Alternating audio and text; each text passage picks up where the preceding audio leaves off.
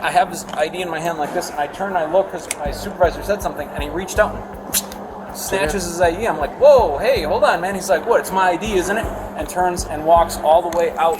Deputy Kelly, I was just coming to talk to you about that incident with your ID. Okay, I had gave it to my brother who's right here.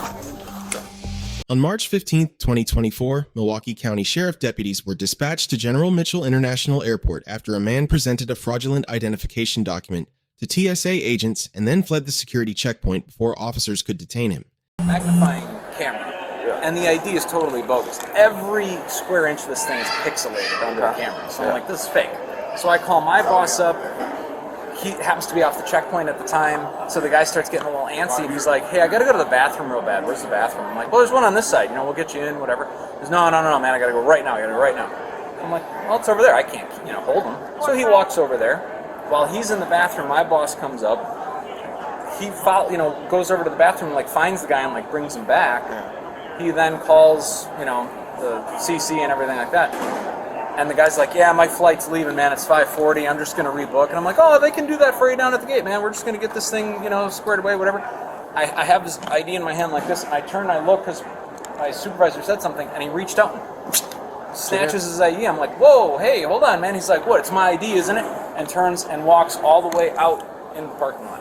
Okay. And so my supervisor kind of followed in that way. I called over the radio saying, well, he said he was going to rebook. So I think he went downstairs, my boss did, to ticketing to check with them.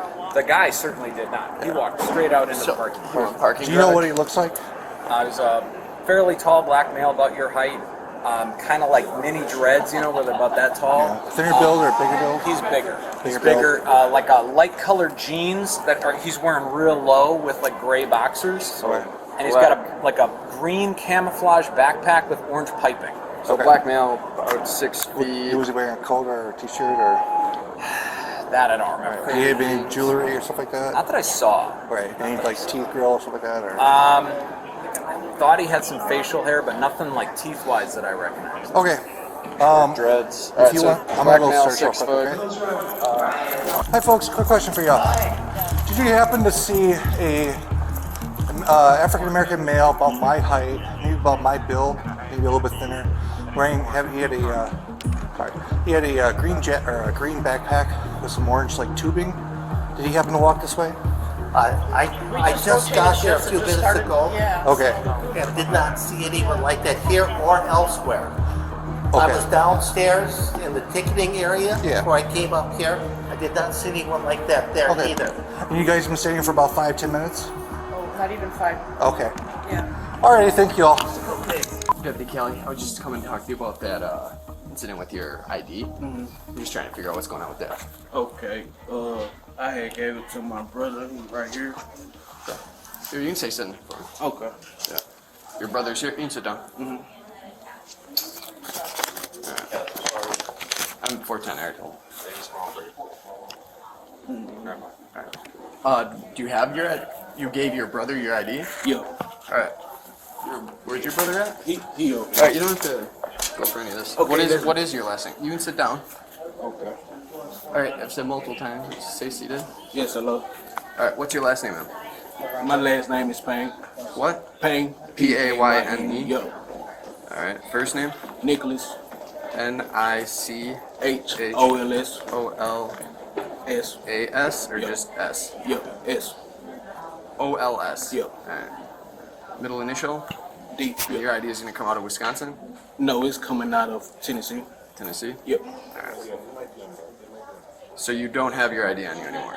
No. No ID? No. Alright. Yes, hello.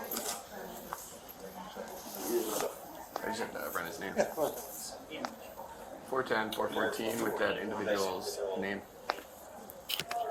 Last name is going to be Nichols, Nora, Ida, Charlie, Henry, Ocean, Lincoln, Sam. First name, Payne. Is this your last My name? first name Nicholas. My middle name. I'm sorry, last Sean. name Payne. Paul, Adam, Young, Nora, Edward. First name Nichols, Nora, Ida, Charlie, Henry, Ocean, Lincoln, Sam. The Fourth Amendment authorizes an investigative stop when officers possess reasonable articulable suspicion of criminal activity. A TSA agent's first-hand report of a fraudulent document at a federal checkpoint satisfied that threshold under Terry v. Ohio from 1968. The subject's abrupt departure from the checkpoint is itself a legally cognizable factor under Illinois v. Wardlow from 2000, where the Supreme Court held that unprovoked flight from law enforcement contributes independently to reasonable suspicion. When deputies located the subject at the rental car facility, he identified himself as Nicholas D. Payne and claimed to hold a Tennessee driver's license with no identification on his person.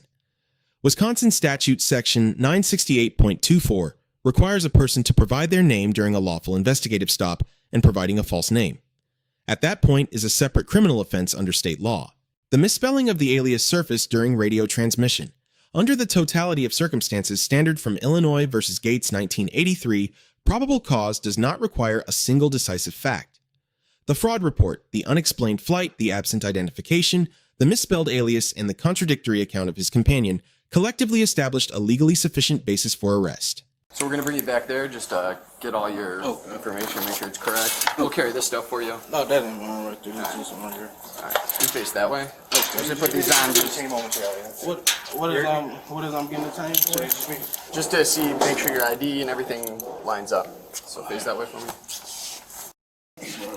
I'm about to see my mama. Can I see my girl? My mama? We'll let you use your phone after all this. Yep. Do this first.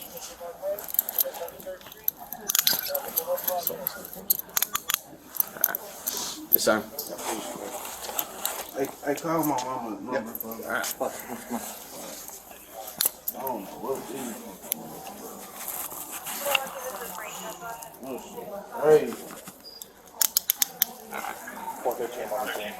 What do you guys gonna grab this? Yeah, I got my bag right there.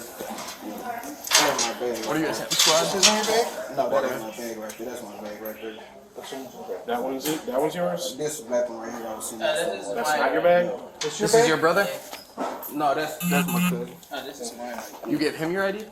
No, I gave my brother my ID. No.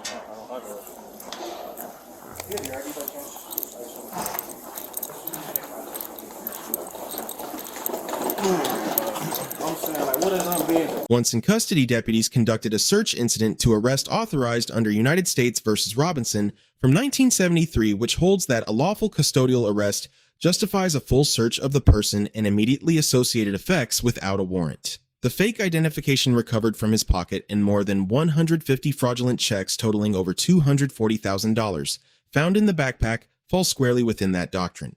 One procedural concern arises from the custodial questioning conducted at the substation without Miranda advisements on camera. Miranda v. Arizona from 1966 requires those warnings before any custodial interrogation.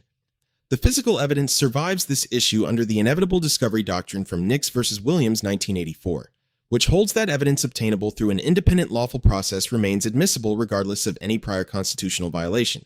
A standard inventory search of an arrested suspect's belongings would have produced the fraudulent checks and the fake identification regardless of anything the subject said during questioning. The statements create a suppression risk, but the physical evidence does not. We're just because you snagged an ID at a federal checkpoint. Yeah. So we're just gonna confirm who you are. And then... So what happened? What was the issue with the ID? I'm trying to. I told him I was late for my flight, so I gotta write this here.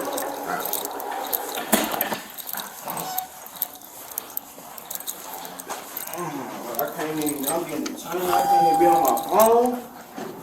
You will eventually. We'll go this way. The elevator's open. I don't understand. Go for 410. That's not my bag right there. Why were you carrying it then? You were at TSA. He said out of Tennessee. That's my brother bag. I told you that. He said it right there. Okay. Yeah. But you had it when you were at TSA. No, I ain't have that bag. You never had that bag? Because that looks a lot to me like you had in that bag. Then I told the whole time, brother. So why do you give your ID to your brother? You said what I Like give. why do you give the ID to your brother? You said why I give it? Because he asked for it. He asked you for Yep. your ID? Yep. For what? Yup. Like for what reason? He said he about to go to TSA and see why they wouldn't let me check in. He can hold my bag real quick. Yeah. Gotcha. So we're gonna have you sit right here, man. Alright. Can I take off the clothes? Do you want me to pull those up? No. I can't. I'm not gonna run over. Oh, well, unfortunately, they record, but I'm right here. Here, I'm gonna put your phone up here for you.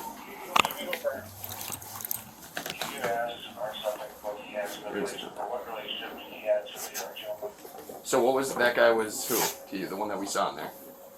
You see who? The guy that we saw in there when we were walking out. What is he to you? That's my cousin. I told you that. so you went. Is that ID that he presented his? He said he gave it to his brother, and his brother left with it. Okay. So I'm gonna search you real quick, man. I don't. What is my probable cause of getting searched? You're in custody, sir, and to be honest, you're going to go to jail for misappropriation of ID and interfering with screening procedures. You can't present false IDs. So I'm gonna have you stand up, face this way. Like I said, dude, it's easier if you just tell us your name. Then, you know what I mean? I'm gonna blade here. Face that way more. My name is Martel Williams. Alright, that's your real name? Yeah. Alright. So what was the ID name?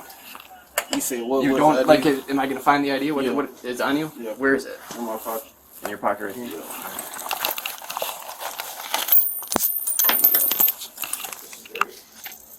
Just leave that for now. Wanna go? Hey, can one of you guys take down his actual name and bring it to us? Callie? Yeah. Stand by. Just search him and add him. The subject was charged with forgery under Wisconsin Statute Section 943.38 fraud against a financial institution, money laundering, receiving stolen property theft, and 19 counts of misappropriating identification to obtain money. He pleaded guilty to 5 counts and was sentenced to 3 years in state prison, 3 years of extended supervision, and 5 years of probation. The deputies receive a B+. The detention was legally grounded from first contact, the probable cause. Chain was methodically constructed, and in the de-escalatory posture throughout the encounter reflects sound tactical judgment. The Miranda timing gap is the sole deduction, and while harmless on these facts, it was avoidable. The subject receives an F. The deception was premeditated and sustained beginning at the federal checkpoint and continuing through the rental car facility and into the substation. He was simultaneously wanted in Texas for counterfeit checks and possession of a stolen firearm, and in Louisiana for aggravated flight and being a convicted felon in possession of a firearm. 3 lessons follow from this case. Flight from a federal checkpoint focuses an investigation rather than ending one, and the abrupt departure itself becomes evidence of consciousness of guilt. Presenting a fraudulent document to a TSA officer triggers federal liability under Title 49 United States Code, Section 46503, carrying up to 10 years in federal prison independent of any state charges. And Miranda advisements at the moment of custody are procedural hygiene, not a discretionary step regardless of how strong the physical evidence may be. Let us know if there is an interaction or legal topic that you would like us to discuss in the comments below. Thank you for watching.